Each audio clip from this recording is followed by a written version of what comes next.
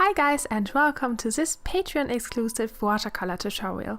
Today I want to talk about the right paper for your watercolor pieces and also for the purpose. I talk about tips to paint faces with watercolors, to have a soft blend but also keeping the contrast too, and things that you don't really need to paint.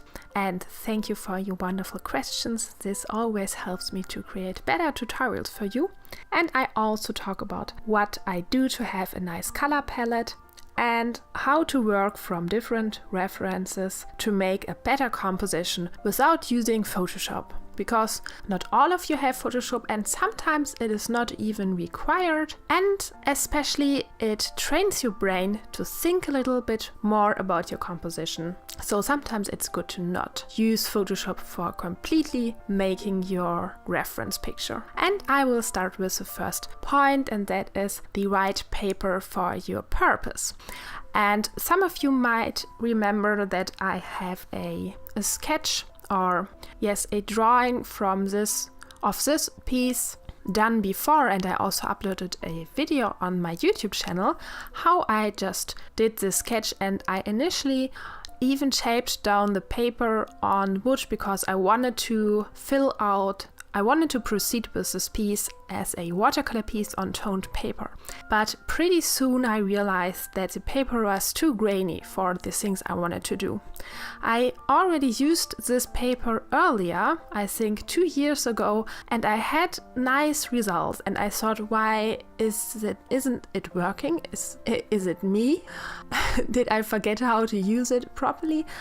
But it was just that I had different expectations. So the things I drew on this paper were only flowers, and I think it was a skull, and it was also very rough. So the grain didn't bother me back then. But now, where I am used to my Fabriano paper, I really don't like the grain anymore. So I ended up to not using the toned paper but the fine Fabriano paper instead. So you need to test out different types of paper, and also before you start your pieces, think about what you will do with your piece. Sometimes we don't know what to do and we just develop and experiment a lot.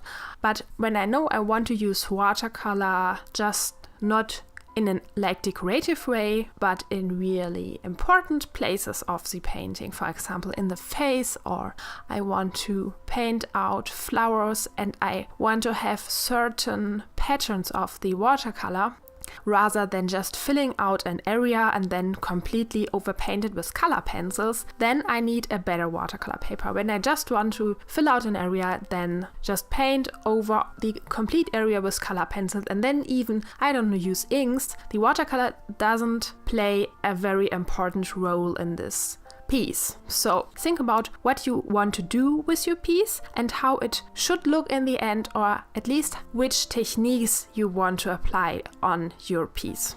So I knew that the watercolor droplets and abstract layers wouldn't look perfectly on the Canson paper, and because the grain was too rough, I just quickly changed plans and just copied the sketch with my printer and just transferred only the face onto the good paper, the Fabriano paper. Which leads me to the next point, and this is working from different references to make a better composition. So for this sketch I initially just used the flower bouquet that we had on our dinner table. And of course, I just drew or sketched it from my angle, from my position of view. And at the next day, of course, I couldn't find the right position again. But I already knew that I wanted to trace the image on my watercolor paper. So, and if I would have traced the flowers too, I wouldn't have the right reference and the flowers wouldn't look as good as I wanted them. So what I did then was that I photographed the flower bouquet instead of just drawing the flowers again, because then I can use the photos for not only for other paintings, I have the exact photo reference, which is the best for me to work. So I just photographed the bouquet again, and then I only traced the face onto the watercolor paper. And then what I do is that I try to find the dynamic lines in my images. So when I choose foliage or flowers for my creations and for my compositions, it is that they are like dynamic lines that go through my composition. Most of the time it is just a diagonal line that gives the feeling of like wind or blow, or just a blowing movement that goes to my image. And when I use flower reference, I try to strengthen these dynamic movements, and I don't just place flowers wildly on my compositions. I try to follow these lines, and mostly the faces I use don't have own dynamic lines, so mostly they're just faces, but sometimes, so with this face, it also already had a nice movement. The head was slightly tilted to the side, so it just gave an opposite movement to the flowers, which just go in the other diagonal direction. So this is super important when I use photo reference, and especially flowers reference, that I only draw the parts of the flower reference that go in this direction I previously thought of my composition. So as you see that the little sticks and leaves go from the bottom right side to the upper left side. So this is like a diagonal line. And when I use my reference, I only choose the parts of the reference that follow these dynamics, and I don't paint flowers that would destroy the composition. And the good thing when I don't use Photoshop to make the reference already perfect in my digitally is that I have more control over which flowers I take, where I place them, and in which size I place them, and also I can more or less adjust these shapes a little bit. Sometimes it would be more work to drag and drop everything in Photoshop exactly as I want than just drawing the flowers immediately like I want them. This, of course, has the result that when I fill them out with colors, I have to also jump around my reference. For example, I took a flower from one point of the image, and then I have to, when I want to fill out the other flower, I have to scroll down on my reference and find the other flower. So this is the downside of this technique, but it trains your brain because you have to think which things of the composition would look good at certain points and which flowers wouldn't, or which things of the composition should you leave out. So this is great for just training how to make better compositions. And sometimes it is just good because for me it is stepping out my comfort zone, and it's also a little bit more freely. I don't feel super restricted by my Photoshop reference. So this is also a nice thing as well. And now to the next point, which is my tips for painting faces in watercolors. So there are several methods for it, obviously. The first method, which I didn't apply on this painting, is that you slowly work your face and your values up. So you build very carefully and slowly all the layers from the darkest layers to the lightest. So you just start with coloring, filling out the full face in a brownish, very, very light rosé brownish tone. And then you start, for example, with the cheeks and give them a little bit more darker tone, and so on and so on. And it takes like 30 layers or so for a face. And on this Fabriano paper, when I use this layering method, I don't make smooth gradients, because you can't make smooth gradients on Fabriano paper. It always has hard edges. All the watercolor layers have hard edges, but I prefer that because when you place them nicely, even in the face, it can look very beautifully. So what I do is that I place all these layers in the face, and then I choose certain areas on the face where I go over with my luminance color pencils to make these areas very soft. So basically the luminance color pencils for me are the only way to make a super soft surface and blending on the Fabriano paper and on paper in general. So even the polychromos pencils are not able to make a super soft gradient unless you sharpen them until they're super thin, and then you make an ultra thin cross hatching. So I have seen that on sketches before. It is possible. You can do that, but this is like super labor intensive. So this is the first method. Layering a lot of watercolor layers over each other, 30 or so for your face, and then taking a luminance pencil, first tinting areas that you want to just strengthen a little more, like the cheeks, or just make a little bit more finer, like the nose, the lips and the eyes, and then at last use the luminance pencil to coat everything and blend everything together, because they are so oily. You can do that. So this is like the first method, which is very labor intensive, but which has the best result. In this watercolor painting, however, I used a second method, which results in a rather grayish face. It's still beautiful, but it doesn't look like very intensive or vibrant, but it has still a nice feeling, and I definitely like this too.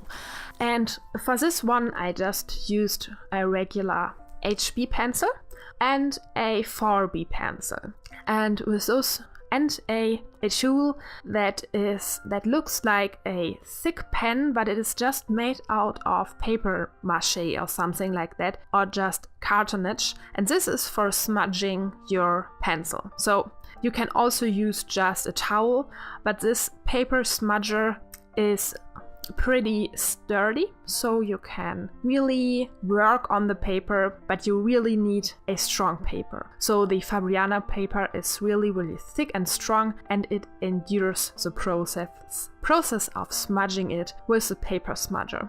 So what I basically did with this face is that I just applied a layer of HB color pencil on one area, and then I smudged it. And also when the paper smudger is already pretty dirty and full of the charcoal, you can use it just without applying charcoal or just drawing on your paper. You can just smudge an area, and it is like a blending tool. However, this is not super easy, so it takes practice to make an area completely.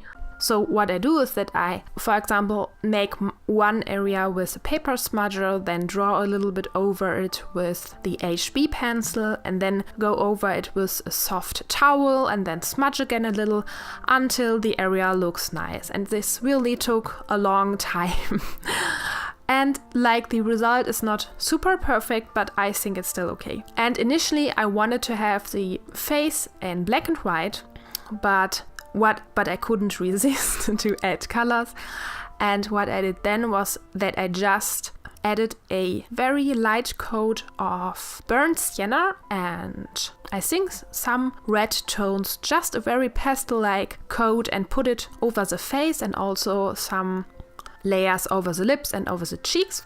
And what then happened is, of course, that the contrast dropped immediately. So I didn't have any darker areas again in the face because everything was coated. And what I did then is just that I corrected it. So I just filled the darker areas with darker watercolors, and especially on the eyes I used a very dark blue to just let the lashes pop out more, and I also filled out the pupils with a very dark brown, and at the end I also just used a purple color pencil to give a little bit of eye shadow around the eyes. So to preserving the contrast, it's not really that I preserve it, so I just correct it as I go. When I see that I just made a very dark area and all the other areas are not dark enough, I just have to correct all the other areas and make them darker. The only thing with watercolor is that you can't get lighter. So it's super important to preserve the light areas just from the start, because otherwise you have no choice to make them light again. There's only one possibility, and this is the gel pen, but it is not good for big areas. It's just for like little highlight dots. So if you made the mistakes and make the face too dark, there's no way, you just have to start over again. But you can absolutely correct all areas that should be darker, so you can always go darker. And I also use a 4B pencil because they are very soft and they are darker than the HB pencil. And I used the 4B pencil in the beginning to make the dark areas, but as I went with the painting and the painting developed, I just realized that the 4B pencil wasn't dark enough, so I had to switch to a darker watercolor and color pencil as well. And now we come to the next point, and this is the things that don't really matter in the face and that you can leave out. And this is very important because it saves you time, and some shades are so difficult to paint that I don't paint them at all, or I just really only indicate them subtle but not really draw them out very strongly. And these shadows are the shadows wide, right and left from the nose, and the area under the cheek and from under the cheek to the chin. So depending on the lighting of your photography, it totally changes. So I like photography of models where there is a shadow under the nose, between the eyebrows and the eyes, and under the chin. When the face is when the light looks differently on the face, or weird, or it just is like too messy because the person, I don't know, stands under something and the something casts a weird shadow on their face, I wouldn't use this as a reference. This wouldn't look good as a reference photo. So the light normally has to come from the front or just from the top above the face, so that the shadows cast nicely. There should be a shadow like under the nose, under the chin, and between the eyes and the eyebrows.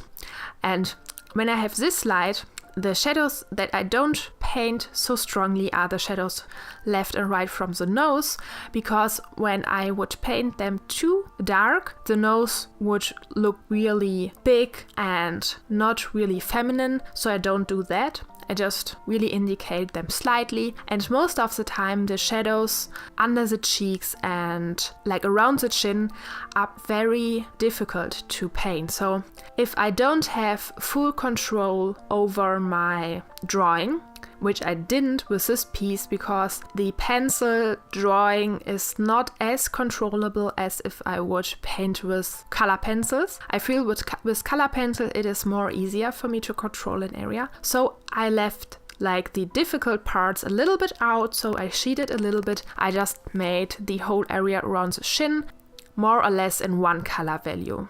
In the reference there were like a very slight gradient and it just got darker to the chin, but it is not really needed. So if you don't paint these areas, your painting or your drawing will a little bit look more comic-like, but I think this was totally okay. And now to the next point, and this is what I do to have a nice color palette. So initially for this drawing, as I already said, I used our flower bouquet that was standing on the table, and it had the color purple, yellow and green, and I think white too. And pink, yes, pink as well. So it was not really the most original color combination that one could think of, and it wasn't very subtle at all. It looks nice though, so the flowers were very pretty, and also like it has like the very, very intense green of the tulip leaves. So it isn't really the best combination for your painting unless you would just want your painting to look like an Easter decoration, which I didn't want. It was a little bit like a cheap Easter decoration color setting. So what I did was that I like I said, I photographed the flowers, and then I slightly just reduced the colors a bit and drew them in the more warmer area. So I just used color correction and enhanced the red tones a bit. But still, it wasn't enough. It still was like yellow, purple, and green. And after I filled out the colors on my composition, it was like, oh my god, it just looks like Easter decoration. And sometimes I have this with my paintings too. I look at the paintings and there is one color missing. I know it, and it looks wrong to me. Like the colors don't fit, and it feels like ugh when I see the painting. So I know that there's something wrong with it. And what I do then is that I just look intensively at my drawing and try to figure out which the missing color is. So I squint the eyes, for example. I try to look very blurry and just see what is missing. And most of the time, if my painting is too cool, and in this case it was too cool, so the yellows were very cool, the greens too. Even the purple isn't a very warm tone. So what was missing, of course, it was a warm tone. And it would be a huge mistake if I would just grab a really bright and warm tone. I don't do that. With watercolor, I just build like a slightly warm tone, like a brownish, burnt sienna tone.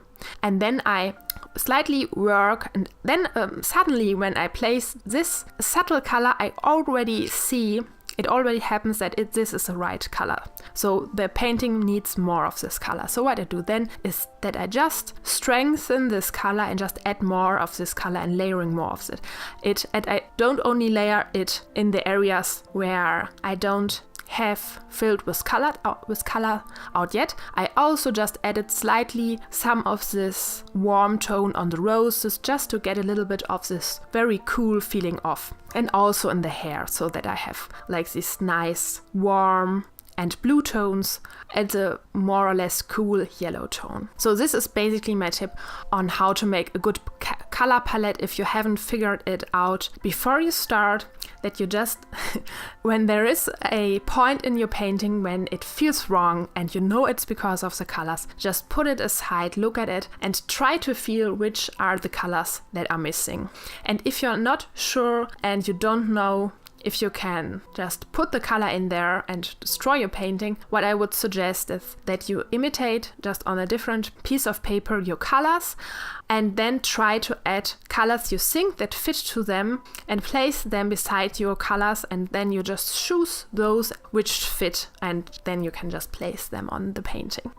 So I hope these tips helped you, and if you have more questions to these topics, please let me know in the comments. I love it to answer your questions in my videos. This is such a great opportunity to just help you improve your art, and it is so wonderful when I read that my tutorials actually helped you, and I really couldn't ask for more. So thank you so much for watching, and I hope I see you in the next video. Bye bye!